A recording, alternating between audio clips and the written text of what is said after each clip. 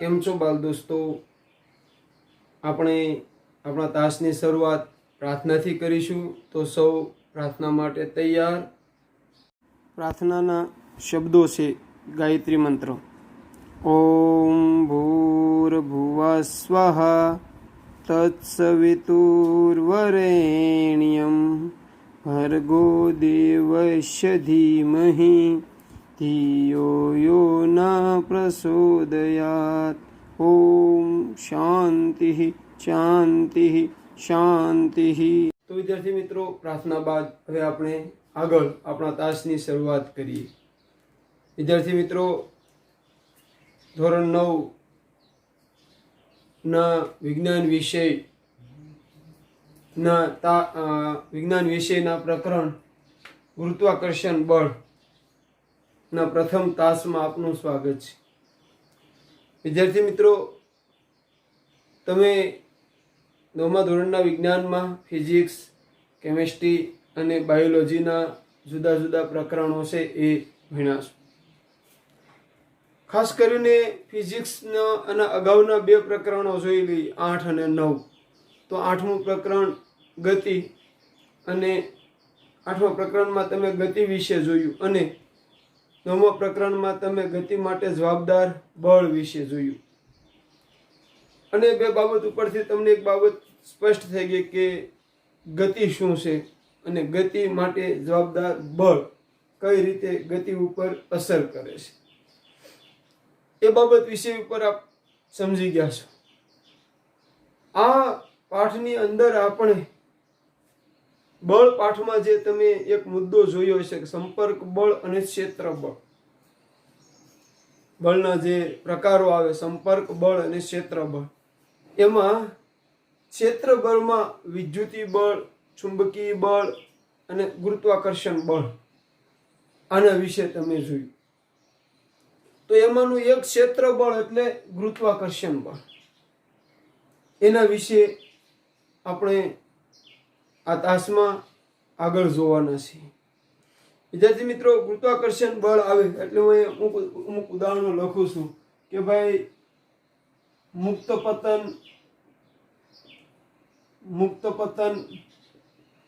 પામતો પદાર્થ. હવે મુક્ત પતન પામતો પદાર્થ એટલે શું એ આપણે એક પ્રવૃત્તિ દ્વારા જોઈએ. તો મુક્ત પતન પામતો પદાર્થની પ્રવૃત્તિ જોઈએ તો આ એક બોલ છે, દડો છે. આ દડો જે છે એને આપણે આ રીતે ઉપરથી છોડી દઈએ કોઈ પણ પ્રકારનું બળ આપ્યા સિવાય, તો એ મુક્ત પતન પામ્યો કહેવાય. આને મુક્ત પતન પામ્યો કહેવાય. હવે આપણે પ્રશ્ન થાય કે આ બોલને આપણે આમ છોડી દીધો તો એ નીચે તરફ શા કારણે ગતિ કરી? એની નીચે તરફની ગતિ માટે એવું શું જવાબદાર છે કે એણે નીચે તરફ ગતિ કરી? તો એક ઘટના વિચારો. બીજી ઘટના વિચારો, ઝાડ પરથી ફળનું પડવું. ઝાડ પરથી ફળનું પડવું જોજો, ઘટનાઓ બધી વિચારી. ત્રીજી ઘટના વિચારો, પૃથ્વીની ફરતે ચંદ્રનું ફરવું જોજો. ચોથી ઘટના વિચારો, સૂર્યની ફરતે પૃથ્વી તેમજ ગ્રહોનું ફરવું અથવા ભ્રમણ કરવું. તમે પરિક્રમણથી પરિચિત છો. હવે આ ઉદાહરણો તમે જોશો, આ બધી ઘટનાઓ વિશે જોશો એટલે તમને એક શબ્દ યાદ આવશે કે આ બધા માટે કોણ જવાબદાર છે? તો ભાઈ ગુરુત્વાકર્ષણ બળ જવાબદાર છે. આ બધા માટે ગુરુત્વાકર્ષણ બળ જવાબદાર છે. ગુરુત્વાકર્ષણ બળ વિશે તમને ખ્યાલ આવશે એટલે એક નામ તમારી સમક્ષ આવશે, સર આઇઝેક ન્યૂટન. આ નામ પણ તમારી સમક્ષ આવશે, કારણ કે મનોવૈજ્ઞાનિક રીતે કોઈ ઘટના યાદ કરો તો એની સાથે સંકળાયેલી બાબતો ઓટોમેટિક યાદ આવતી હોય છે. તો આ બધી ઘટનાઓ માટે જવાબદાર ગુરુત્વાકર્ષણ બળ. અને એના વિશેની સમજૂતી આપનાર વૈજ્ઞાનિક છે સર આઇઝેક ન્યૂટન. તો વિદ્યાર્થી મિત્રો, સર આઇઝેક ન્યૂટન એના વિશે સમજૂતી આપી, પણ કદાચ તમને ખબર હશે અથવા નહીં પણ હોય કે સર આઇઝેક ન્યૂટન 15મી 16મી સદીમાં થઈ ગયા. ગેલિલિયોની એની સમકક્ષ, થોડા ગેલિલિયોથી પાછળ. પરંતુ એની પહેલા હજારો વર્ષો પહેલા આપણા ઋષિ મુનિઓએ ગુરુત્વાકર્ષણનો ઉલ્લેખ કરેલો છે. આર્યભટ્ટે પણ એનો ઉલ્લેખ કરેલો છે. સંત કણાદે પણ એનો ઉલ્લેખ કરેલો છે. તમે ક્યારેક એ બાબતને જોજો. હું અહીંયા સાથે સાથે થોડા ફોટા પણ ડિસ્પ્લે કરું છું, જે તમે જોશો તો તમને ખ્યાલ આવશે કે આ ખ્યાલ વર્ષો પુરાણો છે. વર્ષો પહેલા આ બધી બાબતોની ચર્ચા થઈ ગયેલી છે, સાબિત પણ થઈ ગયેલું છે. ઈસરો અને નાસાના વૈજ્ઞાનિકોએ પણ સમયે એને સ્વીકાર્યું છે કે ના, આ વાત અગાઉ આવી ગયેલી હતી, આ તથ્ય અગાઉ સાબિત થઈ ચૂક્યું હતું. પરંતુ કમનસીબી, એમાં બહુ આપણે નહીં જઈએ, પણ આપણી એવી કમનસીબી કે આપણે અત્યારે તો એમ જ કહેવું પડે કે ગુરુત્વાકર્ષણ વિશેની સમજૂતી કોણે આપી? તો સર આઇઝેક ન્યૂટને આપી. તો ગુરુત્વાકર્ષણથી આ બધી ઘટના થાય, એના ડીપમાં ઊંડાણપૂર્વક આપણે જતા જઈશું, પણ અત્યારે આપણે સ્ટેપ બાય સ્ટેપ આગળ હાલીશું. આ બધી ઘટનાઓ આવે એટલે તમને ખ્યાલ આવી જાય કે ગુરુત્વાકર્ષણ બળ એના માટે જવાબદાર છે. ગુરુત્વાકર્ષણ બળ વિશેની માહિતી સર આઇઝેક ન્યૂટને આપી. સર આઇઝેક ન્યૂટનની વાત આવી એટલે હું થોડી તેના જીવન વિશેની વાતો આપણે કરી લઈએ. તો વિદ્યાર્થી મિત્રો, સર આઇઝેક ન્યૂટનનો જન્મ ઇંગ્લેન્ડમાં થયો. બાજુમાં એક ફોટો વિસ્તૃત માહિતી સાથે તમારી સમક્ષ ડિસ્પ્લે કર્યો છે, જેથી કરીને તમે એની માહિતી જોઈ શકો. ઇંગ્લેન્ડમાં થયો. ખૂબ ગરીબ ખેડૂત પરિવારમાં એનો જન્મ થયો, પણ એની જિજ્ઞાસા વૃત્તિ, એની અવલોકન શક્તિ, એની નિરીક્ષણ શક્તિ, એની મહેનત એ અથાગ હતી, ખૂબ હતી, જેને કારણે 1667માં ન્યૂટન થઈ ગયા. આજે પણ આપણે એને યાદ કરીએ છીએ. એક ખેડૂત પરિવારમાં એનો જન્મ થયો. એ ભણવામાં તેજસ્વી હતા એટલે એને ઇંગ્લેન્ડની કેમ્બ્રિજ યુનિવર્સિટીમાં ભણવા મોકલ્યા. એક સત્ય કહી દઉં, જે સત્ય હોય તે, જેવું સત્ય હોય તે, પણ કહી દઉં કે અત્યારે તમારી સમક્ષ જે વૈજ્ઞાનિકોના નામ આવે, હું તમને એમ કહું કે તમે 10 વૈજ્ઞાનિકોના નામ લખો તો સંભવ છે કે 10એ 10 અથવા તો એમાંથી 9 વૈજ્ઞાનિક એવા હોય કે જે કેમ્બ્રિજ યુનિવર્સિટીમાં ભણેલા હોય. હવે કેમ્બ્રિજ યુનિવર્સિટી શું છે, કેવી રીતનું કામ આવતું છે, એ બધું તો બહુ ઊંડાણપૂર્વકની વસ્તુ છે, પણ આ એક બાબત હકીકત છે. તો ન્યૂટન કેમ્બ્રિજ યુનિવર્સિટીમાં ભણવા માટે ગયા.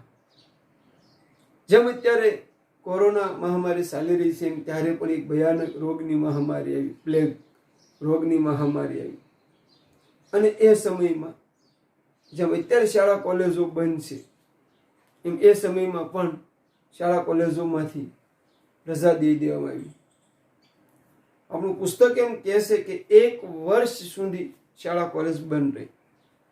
1 વર્ષનું વેકેશન આપ્યું. પણ મેં એનું કંઈક પુસ્તક વાંચ્યું હતું, એમાં જો મારી ભૂલ ન થતી હોય તો 18 મહિના પણ આવેલા છે, તો 1.5 વર્ષ થાય, પણ પુસ્તક પ્રમાણે આપણે ચાલીએ તો 1 વર્ષનું વેકેશન. અહીં વિદ્યાર્થી મિત્રો, આપણે સારી બાબતોને પકડી લઈશું કે 1 વર્ષના વેકેશનમાં ન્યૂટને એની બા સાથે ખેતી કામમાં મદદ કરવાનું કામ શરૂ કર્યું.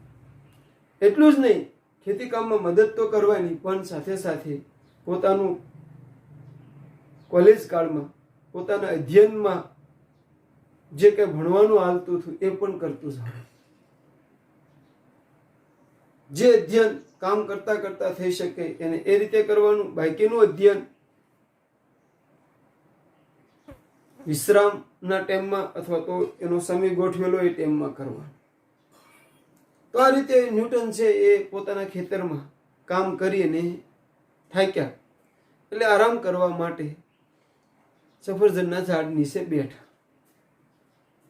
સફરજનના ઝાડ નીચે જેવા ન્યૂટન બેઠા અને વિચાર કરી રહ્યા હતા કે અમે જ્યાં કેમ્બ્રિજ યુનિવર્સિટીમાં ભણતા હતા ત્યાં અમને આવા બધા પોઈન્ટો વિશે ભણાવવામાં આવતું હતું, મુદ્દાઓ વિશે ભણાવવામાં આવતું હતું. મુદ્દા હતા ગ્રહોની ગતિના નિયમો, કે આ ગ્રહો છે એ સૂર્યની ફરતે ફરે છે તો કયા કારણોસર ફરે છે.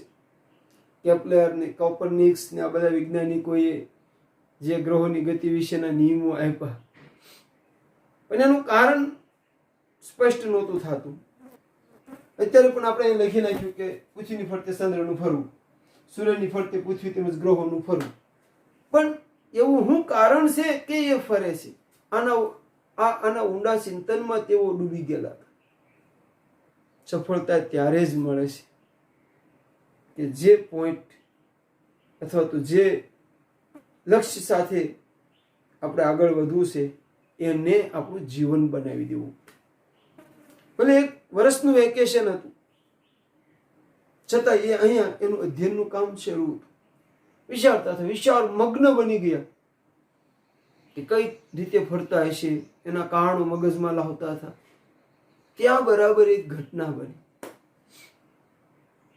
એ ઘટના બની એટલે કે સફરજનના ઝાડ પરથી સફરજન નીચે પડ્યું અને ન્યૂટનના મનમાં એકાએક ઝબકારો છે. એના જે વિચારો છે આમાં કન્વર્ટ થયા. એને વિચાર્યું કે આ સફરજન ઝાડ ઉપરથી નીચે પડ્યું એનું કંઈક કારણ હશે. શું કારણ હોઈ શકે એના ઉપર એને વિચાર્યું, ખૂબ વિચાર્યું. તો એને એવું લાગ્યું કે આ પૃથ્વી આ સફરજનને કોઈક એવું બળ લગાડતું હોય કે જે બળના કારણે સફરજન જમીન પર આવ્યું, નીચે.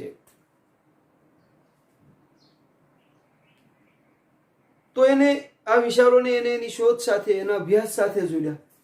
શિક્ષણનો મુખ્ય હેતુ પણ આ જ છે વિદ્યાર્થી મિત્રો. ખાલી સાહેબ ભણાવી દે, એનું લેશન થઈ જાય.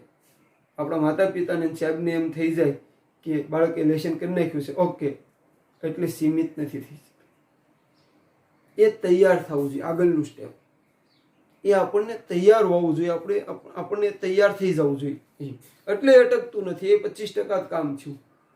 તૈયાર થઈ ગયા પછી જ્યાં જ્યાં જરૂર પડીને આપણે એનો ઉપયોગ કરી શકવા જોઈએ. એટલે કે એનું ઉપયોજન મળવું જોઈએ, એનું આપણને ફળ મળવું જોઈએ, એનો આપણને ફાયદો મળવો જોઈએ.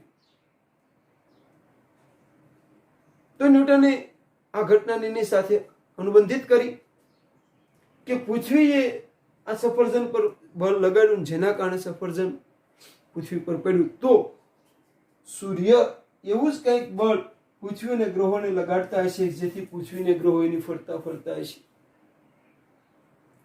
પૃથ્વી ચંદ્રને એવું બળ લગાડતું હશે કે ચંદ્ર પૃથ્વીની ફરતે ફરે છે.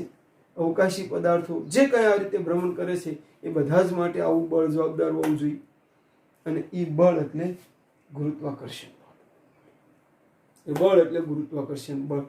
ન્યૂટને પોતાનું પુસ્તક લખ્યું છે ધ પ્રિન્સિપિયા. આ જે પુસ્તક છે એમાં એનો ઉલ્લેખ છે. આ ન્યૂટનનું પુસ્તક છે ધ પ્રિન્સિપિયા. એમાં એનો ઉલ્લેખ છે. વિદ્યાર્થી મિત્રો, મેં એવું વાંચ્યું છે, વાંચન ખૂબ હોવું જોઈએ. હું એક તમારી પાસે અપેક્ષા રાખું કે એક તો તમારું વાંચન ખૂબ હોવું જોઈએ અને એક તમારી એક્સરસાઇઝ, કસરત, આ 2 વસ્તુ તમારી પાસે હશે તો કોઈ તમને ઝૂકવી નહીં શકે. આરામથી તમે તમારી સારામાં સારી લાઈફ બનાવી શકશો. તો વિદ્યાર્થી મિત્રો, મેં વાંચ્યા પુસ્તકમાં એવી વિગત હતી, દેશ વિદેશના વૈજ્ઞાનિકો એક પુસ્તક છે, કદાચ તમને કંઈક પુસ્તકાલયમાંથી મળી જાય તો ચોક્કસ વાંચજો. એ પુસ્તકમાં વિગત હતી કે ન્યૂટનની પરિસ્થિતિ એટલી ખરાબ હતી કે એ આ પુસ્તકનું પ્રકાશન પણ કરી શકવા માટે સક્ષમ ન હતા. પરંતુ અન્ય વૈજ્ઞાનિક ની સહાયથી અને એના માર્ગદર્શન અને પ્રેરણાથી ન્યૂટને પોતાનું પુસ્તક પ્રકાશિત કર્યું, ધ પ્રિન્સિપિયા. તો ક્યારેય કઠિન પરિસ્થિતિ કે ખરાબ સમય માણસને એની પ્રગતિમાં અવરોધરૂપ નથી બનતું. ઉલટાનું મારું તો એવું માનવું છે કે કઠિન પરિસ્થિતિ કે ખરાબ સમય માણસને ઘડે છે, એનું ઘડતર કરે છે. ઈશ્વરને જેનામાં વિશ્વાસ છે કે આ કઠિન પરિસ્થિતિ કે આ મુશ્કેલી સહન કરી શકવા સક્ષમ છે એટલે એને આપી છે, એ એને ઘડે છે. આવું મારું માનવું છે. તો એ રીતે ન્યૂટન ખૂબ પ્રતિભાશાળી વ્યક્તિ હતા. એને ઘણી બધી શોધ કરી ખગોળ વિજ્ઞાન માટે ને એસ્ટ્રોનોમિકલ ની શોધ કરી. એસ્ટ્રોનોમિકલ એટલે કે ટેલિસ્કોપની શોધ કરી. ટેલિસ્કોપમાં ગેલિલિયોનું નામ આવે છે દૂરબીનમાં, પણ સુધારા સાથેનું શોધ્યું. પછી ગણિતમાં પણ ખૂબ તેજસ્વી હતા. એમાં એને કલન શાસ્ત્રની શોધ કરી. કલન શાસ્ત્ર ખૂબ મહત્વનું છે. આગળ જતા તમારે કલન શાસ્ત્ર આવશે. ન્યૂટનના કલન શાસ્ત્ર ઉપર જ તે સાઇન થીટા કોસ થીટા ને લઈને ઘણી બધી બાબતોની શોધ થઈ. આ ઉપરાંત એને ગતિના નિયમો આપ્યા.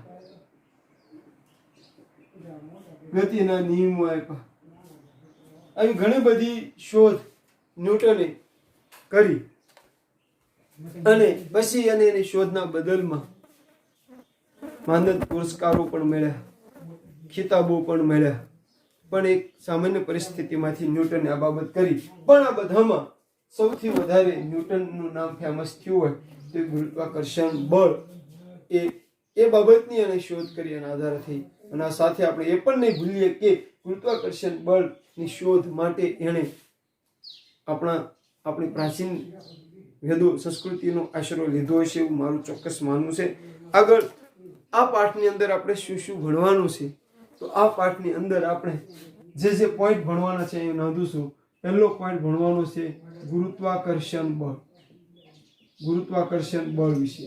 પછીનો પોઈન્ટ ભણવાનો છે આપણે ગુરુત્વાકર્ષણનો સાર્વત્રિક નિયમ.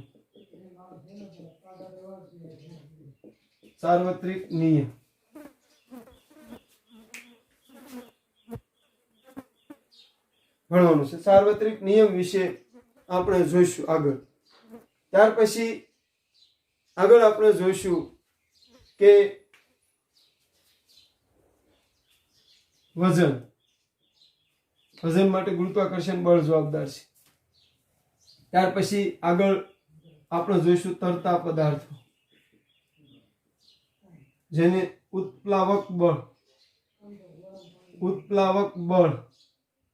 ઉત્પ્લાવકતાનો સિદ્ધાંત,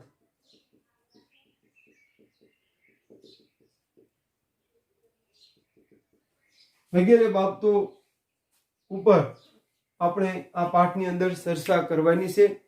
આ બાબતો ઉપર આપણે જોવાનું છે. એક સ્ટેપમાં આપણે આગળ વધતા જઈશું.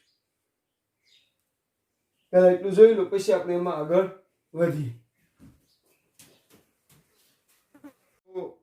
વિદ્યાર્થી મિત્રો, ન્યૂટનના જીવન વિશે જોયું અને આ પાઠમાં આપણે શું શું ભણવાનું છે એ બાબતની ચર્ચા કરી. હવે આપણે એમાં આગળ હાલીએ.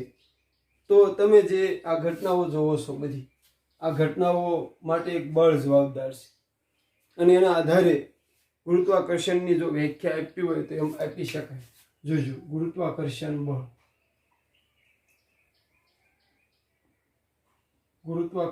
બળની વ્યાખ્યા આપી હોય તો એમ આપી શકાય કે ભાઈ વિશ્વનો અથવા તો બ્રહ્માંડનો, તો એ લઈ શકો, બ્રહ્માંડનો દળ ધરાવતો પ્રત્યેક પદાર્થ બીજા પદાર્થને આકર્ષે છે. આ આકર્ષણ બળને ગુરુત્વાકર્ષણ બળ કહે છે. બ્રહ્માંડનો દળ ધરાવતો પ્રત્યેક પદાર્થ, જોજો, બ્રહ્માંડનો દળ ધરાવતો પ્રત્યેક પદાર્થ બીજા પદાર્થને પોતાના તરફ આકર્ષે છે. આ આકર્ષણ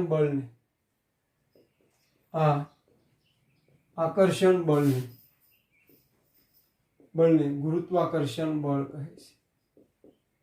આ આકર્ષણ બળને ગુરુત્વાકર્ષણ બળ કહે છે. જોજો, અહીંયા બ્રહ્માંડની જગ્યાએ તમે વિશ્વનો શબ્દ પણ લઈ શકો. વિશ્વનો દળ ધરાવતો પ્રત્યેક પદાર્થ, વિશ્વનો દળ ધરાવતો પ્રત્યેક પદાર્થ બીજા પદાર્થને પોતાના તરફ આકર્ષે છે. આકર્ષણ બળને ગુરુત્વાકર્ષણ બળ કહે છે. હવે આ બાબત ઉપરથી થોડીક બાબતની ચર્ચા કરી કે ભાઈ દળ ધરાવતો પ્રત્યેક પદાર્થ બીજા પદાર્થને પોતાના તરફ આકર્ષે છે. તો આપણે એક ઘટના ન્યૂટનના જીવન સાથે જોઈ કે સફરજન છે એ ને પૃથ્વી આકર્ષણ બળ લગાડ્યું, જેથી પૃથ્વી તરફ ખેંચાણું અને જમીન પર પડ્યું. બરાબર ને? તો અહીંયા એમ પ્રશ્ન થાય કે ભાઈ પૃથ્વી દળ ધરાવતો પદાર્થ છે એને સફરજનને આકર્ષ્યું એટલે સફરજન પડ્યું. તો શું સફરજને પૃથ્વી પર બળ લગાડ્યું છે કે નહીં લગાડ્યું હોય? શું પૃથ્વી સફરજન તરફ ગતિ કરી છે કે નહીં કરી હોય? કારણ કે જેમ પૃથ્વી દળ ધરાવે સફરજન દળ ધરાવે, તો જવાબ છે સફરજને પણ પૃથ્વીને બળ લગાવ્યું. પૃથ્વીએ પણ સફરજન તરફ ગતિ કરી. તો પાછો પ્રશ્ન થાય, પ્રશ્ન થવા જોઈએ કે સફરજનને તો આપણે પૃથ્વી તરફ આવતા જોઈ, પણ પૃથ્વીને સફરજન તરફ આવતા ન જોઈ. એનું શું કારણ છે? તો એનું કારણ છે કે ભાઈ ન્યૂટનના ગતિના જે તમે નિયમો જોયા, પહેલો નિયમ શું આપે છે? પહેલો નિયમ બળની વ્યાખ્યા આપે છે. બીજો નિયમ જોજો, બીજો નિયમ બળનું મૂલ્ય આપે છે. આ બળની વ્યાખ્યા આપે છે, તમે અગાઉ જોઈ ગયા છો. આ બળનું મૂલ્ય આપે છે. અને ન્યૂટનનો ગતિનો ત્રીજો નિયમ જે એમ સાબિત કરે છે કે કુદરતમાં એકલા અટુલા બળનું અસ્તિત્વ શક્ય નથી. કુદરતમાં એકલા અટુલા બળનું અસ્તિત્વ શક્ય નથી એવું સાબિત કરે છે. જોજો, શક્ય નથી. તો વિદ્યાર્થી મિત્રો આના પરથી એક બાબત સ્પષ્ટ થઈ. શું સ્પષ્ટ થયું? કે ન્યૂટનના ગતિના ત્રીજા નિયમ પ્રમાણે સફરજન જે છે તે સફરજને પૃથ્વી તરફ બળ લગાડ્યું અને પૃથ્વીએ સફરજન તરફ બળ લગાડ્યું. તમે ભણી ગયા છો ક્રિયાબળ અને પ્રતિક્રિયા બળ સામાન્ય રીતે સમજવા માટે. તો ભાઈ સફરજને પૃથ્વી તરફ બળ લગાડ્યું અને પૃથ્વીએ સફરજન તરફ લગાડ્યું. તો આપણને તો એક જ બળ દ્રશ્યમાન છું. એનું કારણ બેના દળ અસમાન છે. એનો પ્રવેગ અલગ અલગ હોય, એના વેગમાં થતો ફેરફાર અલગ અલગ હોય. એના કારણે આ ઘટના છે એ બને છે. અને એથી આપણને એક તરફની ઘટના દ્રશ્યમાન બને છે. જેમાં જોઈએ આપણે તો એક સૂત્ર તમે ભણેલા છો, F બરાબર me, જે બીજા નિયમનું સૂત્ર છે. F બરાબર me, ફાધર બરાબર માં. યાદ રાખવા માટે જો F બરાબર me, F એટલે ફાધર, ફાધર બરાબર માં, યાદ રાખવા માટે. તો આ સૂત્ર પ્રમાણે તમે જુઓ તો દળ અને પ્રવેગ એકબીજાના વ્યસ્ત પ્રમાણમાં થાય. કારણ કે F બરાબર me એ સૂત્ર છે. જોજો બરાબર, F બરાબર me. હવે આમાં એને સૂત્રનો કરતા બનાવો એ, તો એમ ક્યાં જાય? સમીકરણ પ્રકરણ ભણીને આવ્યા છો ગણિતમાં કે એને સૂત્રનો કરતા બનાવો તો એમ આના છેદમાં જશે. તો એમ એ બરાબર f ના છેદમાં m. હવે એક વસ્તુ સમજી લેજો કે સૂત્ર ઉપરથી તમારે કઈ બે રાશિ સમપ્રમાણમાં છે અને કઈ બે રાશિ વ્યસ્ત પ્રમાણમાં છે આ ખાસ શીખવાનું રહેશે. એટલે એ સમજાવું છું. જે બે રાશિ આ રીતે આવતી હોય, એકબીજાના આ રીતની ગોઠવાતી હોય, એ સમપ્રમાણમાં હોય અને સમપ્રમાણ કહેવાય.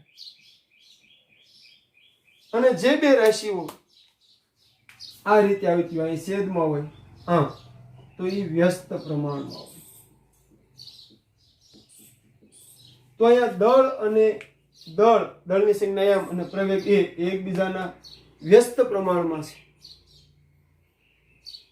જેને કારણે પણ આ બાબતની અસર થતી નથી, અહેસાસ થતો નથી. વિદ્યાર્થી મિત્રો, આ માટે એક પ્રવૃત્તિ આપી છે કે ભાઈ સૌ પ્રથમ એક દોરી લો. આ દોરી સાથે એક પથ્થરને બાંધો, આપણે એ દડાને બાંધો. જોજો.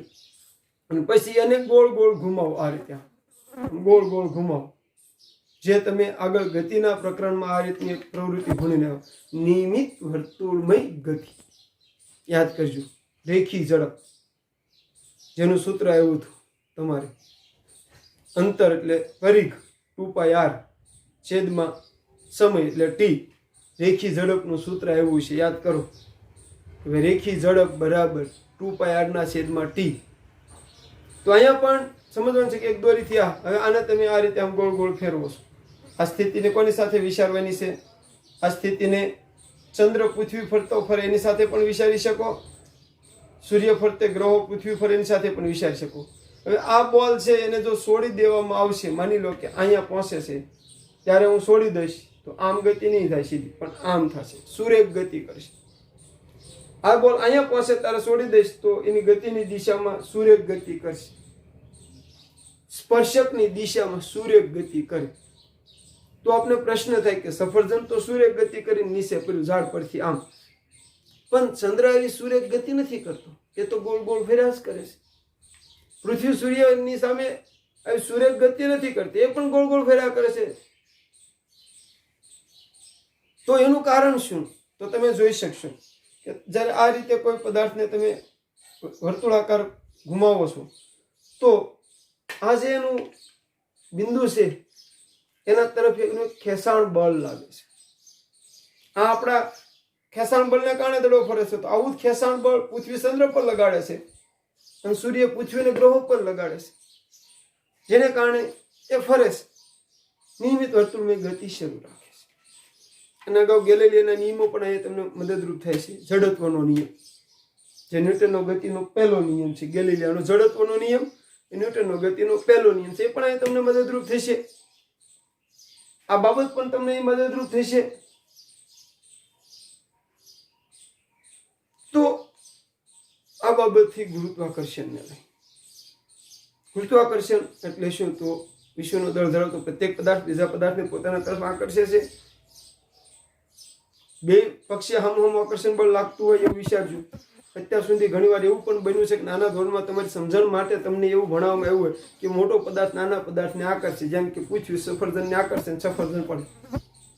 પણ એવું નથી. દળ ધરાવતો પ્રત્યેક પદાર્થ બીજા પદાર્થને પોતાના તરફ આકર્ષે. ત્યારે દડો મેં પકડ્યો છે તો દડ મારું ગુરુત્વાકર્ષણ બળ દડા પર લાગે છે, દડાનું ગુરુત્વાકર્ષણ બળ મારા પર લાગે છે. તમે બે મિત્રો છો તો બે મિત્રો બાજુમાં આવીને જાઓ છો તો પણ તમારું એકબીજાનું ગુરુત્વાકર્ષણ બળ એકબીજાને લાગે છે. તો આ રીતે ગુરુત્વાકર્ષણ બળ છે એ સમજી શકાય છે. શું છે, કોણે એના વિશે માહિતી આપી, ન્યૂટનના વિશે જાણકારી, એના જીવન વિશેની જાણકારી. અહીંયા હું તો તમને થોડુંક એવું જ ગૃહ કાર્ય આપીશ કે જે ગૃહ કાર્ય તમારે આમ પૈકી બુકમાં લખવાનું રહેશે, પણ થોડુંક એવું ગૃહ કાર્ય તમારે જાતે કરવાનું રહેશે.